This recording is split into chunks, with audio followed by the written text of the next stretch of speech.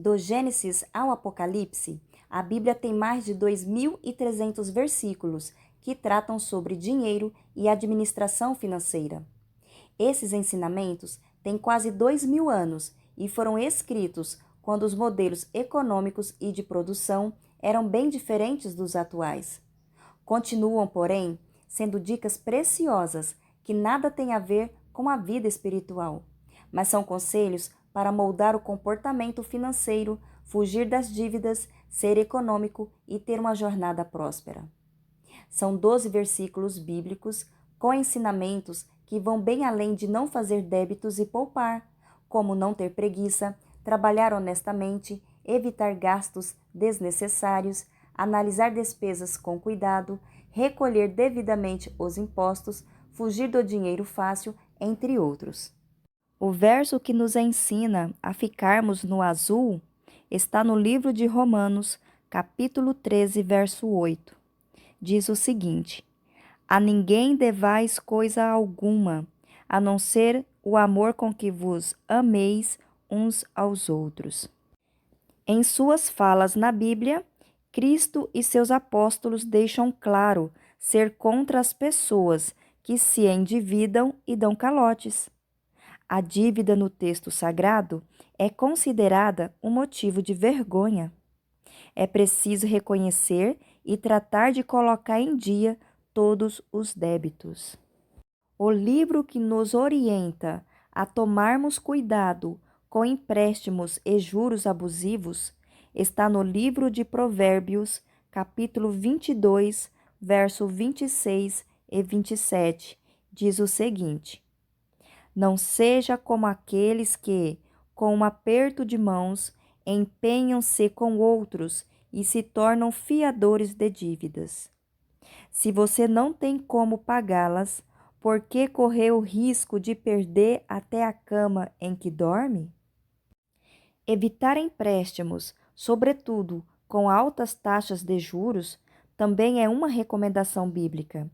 De modo algum, se deve fazer financiamentos que você não sabe se terá condições de pagar depois. Essa deve ser uma opção em casos de extrema necessidade. Ao contrário do que se pensa, a Bíblia não é contra toda a cobrança de juros, mas alerta que algumas taxas têm o real objetivo de extorquir. Quer saber como fazer um planejamento financeiro? Leia o livro de Lucas, capítulo 14, verso 28 ao 30. Diz o seguinte: Qual de vocês, se quiser construir uma torre, primeiro não se assenta e calcula o preço para ver se tem dinheiro suficiente para completá-la? Pois, se lançar o alicerce e não for capaz de terminá-la, todos os que a virem rirão dele, dizendo: Este homem começou a construir e não foi capaz de terminar. O planejamento financeiro é uma coisa sagrada. Botar na ponta do lápis o que você tem, ganha ou pode ganhar e quanto gasta ou vai precisar gastar é fundamental para manter as contas organizadas, seja em casa, em uma empresa ou no poder público. A Bíblia alerta que se você não planejar o uso do seu dinheiro e gastar conforme seus impulsos, terá problemas. Talvez você esteja se perguntando: onde devo então investir o meu dinheiro? No livro de Isaías, capítulo 55, verso 2, diz o seguinte: Atenção com gastos desnecessários. Por que gastar dinheiro naquilo que não é pão e o seu trabalho árduo naquilo que não satisfaz? A Bíblia nos ensina que devemos pensar e colocar no papel o que é necessário antes de irmos às compras. Muitos gastos são imprudentes do ponto de vista de necessidade, e com eles, o nosso dinheiro acaba indo embora, sem percebermos. Além disso, é preciso analisar se o que nós estamos comprando teremos condições de pagar depois. A Bíblia nos ensina a poupar. Para além de comida e provisões, a dica de armazenar, ao invés de devorar tudo rapidamente, também pode ser aplicável nas finanças. No livro de Provérbios, capítulo 21, verso 20, diz o seguinte: Na casa do sábio há comida e azeite armazenados, mas o tolo devora tudo o que pode. Poupar uma parte do dinheiro que recebemos todos os meses, seja buscando ter segurança em casos de urgência, realizar um sonho ou visando a aposentadoria, é sempre uma boa opção.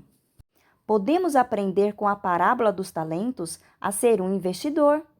Em Mateus, capítulo 25, verso 29, diz o seguinte: Pois a quem tem, mais será dado, e terá em grande quantidade. Mas a quem não tem, até o que tem lhe será tirado. Enquanto o homem que não fez nada com a riqueza que ganhou perdeu seu bem, os dois que fizeram o dinheiro render tiveram as quantias multiplicadas e foram recompensados. Hoje, são vários os investimentos e aplicações existentes, onde você pode deixar o seu dinheiro rendendo. Uma das maneiras mais eficientes de prosperar financeiramente é buscar trabalhos e atividades extras para ganhar um pouco mais. Para isso, não podemos ter preguiça. No livro de Provérbios, capítulo 6, verso 9 ao 11, diz o seguinte: Até quando você vai ficar deitado, preguiçoso? Quando se levantará de seu sono?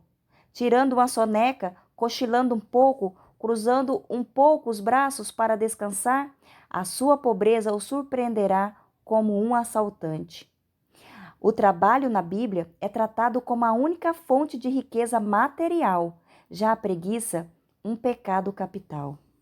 E quem nos orienta a fugir do dinheiro fácil é o livro de Salmos, capítulo 112, verso 5. Diz o seguinte: Feliz é o homem que empresta com generosidade e que com honestidade conduz os seus negócios.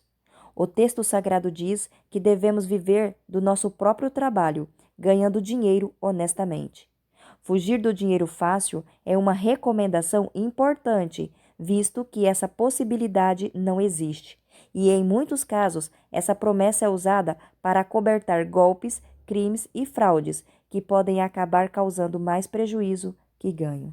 Entre as tantas dívidas, Jesus é ainda mais enfático ao mostrar-se contrário aos débitos tributários.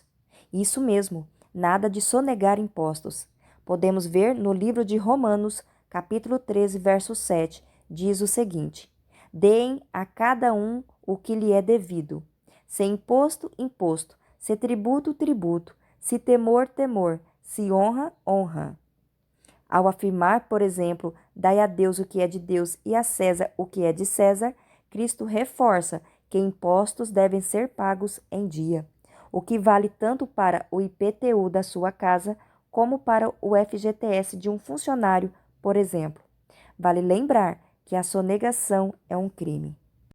Está aqui um conselho que vale ouro. Em Provérbios, capítulo 17, verso 18, diz o seguinte: O homem com pouco entendimento compromete-se ficando fiador do seu próximo. Pior do que fazer nossas próprias dívidas é acabar nos complicando financeiramente por causa de terceiros. Devemos evitar ser fiador de alguém. Apesar desse ato parecer generoso, é preciso termos muita confiança em quem deixamos comprar no nosso nome. Pensar no futuro dos nossos filhos é fundamental. Buscar deixar heranças para os nossos descendentes é uma orientação bíblica. No livro de Provérbios, capítulo 13, verso 22, diz o seguinte: O homem de bem deixa herança aos filhos de seus filhos. Jesus era totalmente a favor dos negócios e do lucro. Para ele, a atuação empresarial existe para dignificar o homem e seus semelhantes.